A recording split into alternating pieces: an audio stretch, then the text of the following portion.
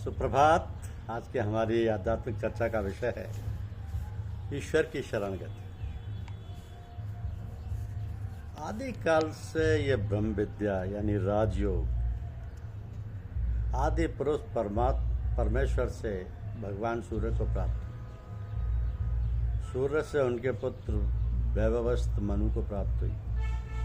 मनु से उनके पुत्र इक्ष्वाकु को प्राप्त हुई। इस तरह परंपरा से प्राप्त हुई ये ब्रह्म विद्या राजयोग यानी राजर्षियों को प्राप्त हुई। परंतु बहुत समय बीत जाने पर यह ब्रह्म विद्या इस मनुष्य लोक से लुप्त हो गई। फिर भगवान श्री कृष्ण जी से इस ब्रह्म विद्या को अर्जुन ने प्राप्त किया। फिर यह ब्रह्म विद्या ऋषि, ब्रह्म ऋषि, राजऋषि और महर्षियों को प्राप्त होती हुई इस्लाम धर्म के पैगंबर आदि गुरु हजरत मोहम्मद मुस्तफ़ा सल्लल्लाहु अलैहि वसल्लम को प्राप्त हुई। तो हजरत मोहम्मद मुस्तफ़ा सल्लल्लाहु अलैहि वसल्लम के प्रतिनिधियों से होती हुई हजरत मौलाना साहब फजल अहमद खान रायपुरी एवं उनके गुरु भाई जनाब अब्दुल गनी खान साहब रहमतुल्लाह अलैहि को प्राप्त हुई। हुजूर महाराज के प्रतिनिधि महात्मा परम संत समर्थ सदगुरु श्री रामचंद्र जी महाराज एवं उनके अनुज महात्मा परम संत समर्थ सदगुरु श्री रघुवरदयाल जी महाराज जी, महात्मा परम संत समर्थ सदगुरु श्री रामचंद्र जी महाराज एवं उनके अनुज महात्मा परम संत समर्थ सदगुरु श्री रघुवरदयाल जी महाराज के प्रतिनिधि महात्मा परम संत समर्थ सदगुरु श्री श्याम बिहारी लाल जी महाराज जी, महात्मा परम संत समर्थ सदगुरु श्री श्याम बिहारी लाल जी के महाराज के प्रतिनिधि महात्मा परम संत समर्थ सदगुरु श्री राम सिंह राणा जी महाराज जी, महात्मा परम संत समर्थ सदगुरु श्री राम सिंह राणा जी महाराज ने अपने प्रतिनिधि के विषय में कुछ नहीं कहा। इसका कारण यही रहा कि हम सभी लोग उनका संपूर्ण शिष्यमंडल उच्छृंखल, उद्दंड, मनमानी करने वाला और उनकी तरफ से बेखौफ निर्भीक हो गए थे। जबकि हिदायत है कि खुदा यानी ईश्वर के खौफ से डरते रहो, यही इंसान को इंसान बनाता है और निजात यानी मोक्ष दिलाता है। बेखौफ आदमी गुमराह हो जाता है, वो ना करने योग्य सभी काम करने लगता है जैसे कि हम सभी लोग करते रहे। ऐसों के लिए दोजख है। फकीर किसी का नहीं और सबका है, उसे सबसे मोहब्बत होती है और किसी से नहीं होती। इसलिए हमेशा डरते रहो। मुरीद को ऐसा ख्याल भूल के भी दिल में नहीं आना चाहिए कि पीर हमारा हो गया। फ़कीर को किसी से मोह नहीं होता, उसके अंदर बहुत ही नाजुक मिजाजी आ जाती है। जरा से हुक्म दोली या बेअदबी होने पर वो नाराज़ हो सकते हैं, चाहे वह अपने भाव प्रकट ना होने दें, पर उनकी जरा सी उपेक्षा ही किसी को नुकसान पहुंचाने के लिए काफ़ी होती है, क्योंकि वो साहबे ख्याल यानी संकल्प शक्ति के मालिक होते हैं। और मुरीद को हर समय अपने गुरु यानी पीर की याद रखना, तन मन से उनका अदब करना और हमेशा भय खाते रहना जरूरी है। जो मुरीद इन तीन बातों से पास हो जाते हैं, तीन बातों में उनका ही काम पूरा हो पाता है, बाकी सब लटके रह जाते हैं। तो पीर यानी सदगुरु की एक नगाह मुरीद को उठाने के लिए बहुत होती है। एक क्षण में वो शिष्य को कुछ का कुछ बना सकते हैं, वो दूर भी फेंक सकते हैं, मालिक के दरबार में भी पहुंचा सकते हैं। तो शिष्य का कर्तव्य है कि सदगुरु को अपना बना ले और बस जिसने पाया है अदब और खिदमत से ही पाया है, सेवक ही स्वामी बनने का अधिकारी होता है। मगर खिदमत बेगरज यानी निष्काम होनी चाहिए। अदब भी जिस्म यानी शरीर का कोई काम नहीं आता, दिल का ही अदब कहलाता है। जिस्म का भी हो और अंदर के भाव भी वैसे हों जैसे फ़कीर खुश रहते हैं, तो अपनी दिव्य दृष्टि से अंदर का हाल जान लेते हैं। कपट और मक्कारी वहाँ काम नहीं होती देती। दिखावे और गर्व को लेकर किसी संत को की सेवा में न जाया जाए। फजूल बहस उनसे ना करें। अगर उनसे कुछ पूछना है तो खामोशी और नम्रता से इजाज़त लेके उनसे कुछ पूछें। ऐसे लोग अधिकतर सफल होते देखे जाते हैं। आजकल ऐसे असली संत देखने को भी नहीं मिलते जो संसार से बेखबर होकर ईश्वर में अपने को लेकर दें, वही संत है। यही हमारा लक्ष्य है और सब त्यागने योग्य है। प्रयत्न करते चलो, मुश्किलें और रुकावटें आएंगी मगर अपने उद्देश्य को मत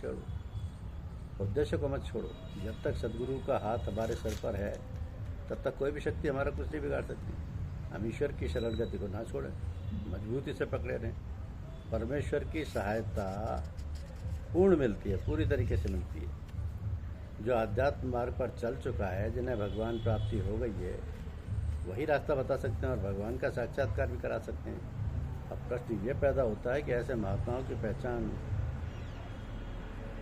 बड़ी कठिन है, क्योंकि जिस बात को हम जानते नहीं उसकी पहचान कैसे की जाए। जब हम किसी महात्मा के पास जाएं तो यदि हमारे अंतर में शांति का अनुभव हो, हमारे अंतर में जो उथल पुथल है, तरह तरह के विचार हमें परेशान किए हैं, हृदय में शांति है, और उनके पास पहुंचकर ये सब शांत हो जाए और हमें आनंद और शांति महसूस हो, तो फिर तो ये समझ लेना चाहिए कि हाँ, ये महात्मा है जिसका अंतर शुद्ध है, शांत है, जिसके अंदर परमात्मा का प्रकाश भरा हुआ है, जिनके रोम रोम से बराबर आत्मधार निकल रही है, तो हमारे अंतर में जाकर जरूर प्रभाव डालेगी और शांति का संचार हो जाएगा। ऐसे हम समझ सकते हैं कि महात्मा कैसे होते हैं, सच्चे महात्मा कैसा होना चाहिए।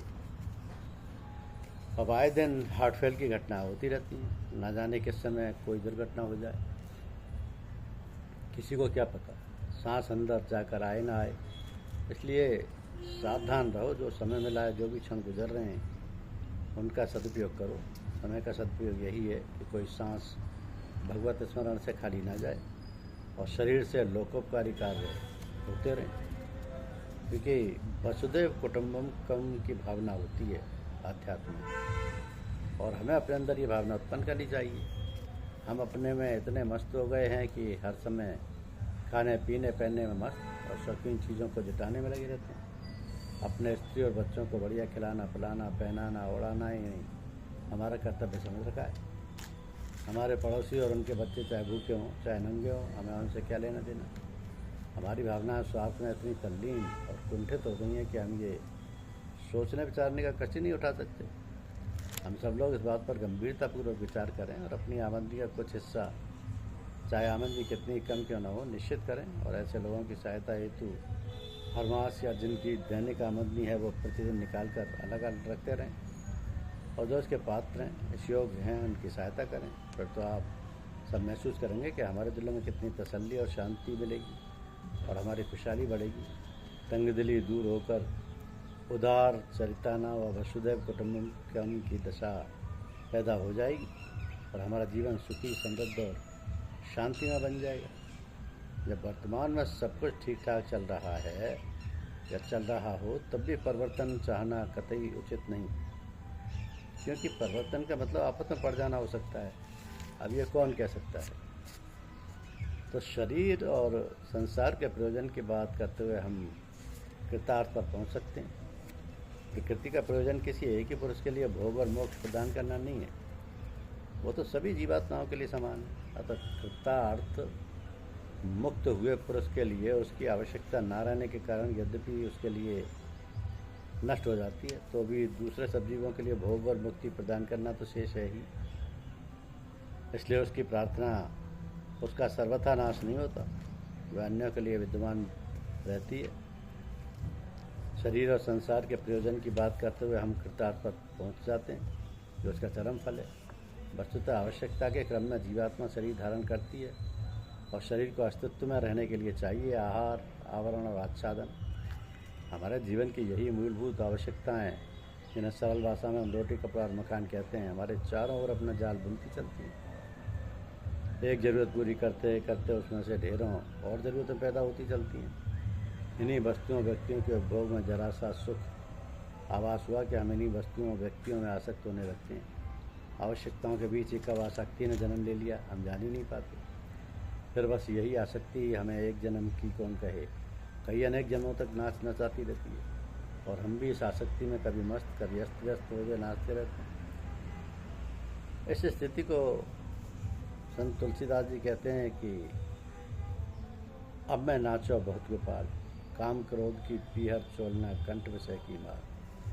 सभी संतों ने अपने अपने ढंग से इस स्थिति को चित्रण किया है।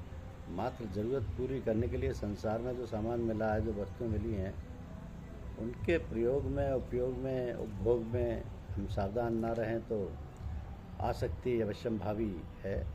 जब उसमें आसक्ति हो गई तो फिर आवागमन भी अवश्यंभावी हो गया। जीवन यात्रा के पथिक महान संत पथिक जी चेताते हुए कहते हैं कि ओ जाने वालों, इतना समझ लो, इस जग से तुमको जाना ही होगा। यदि रह गई हैं कुछ वासना उनके लिए फिर आना ही होगा। धन्यवाद।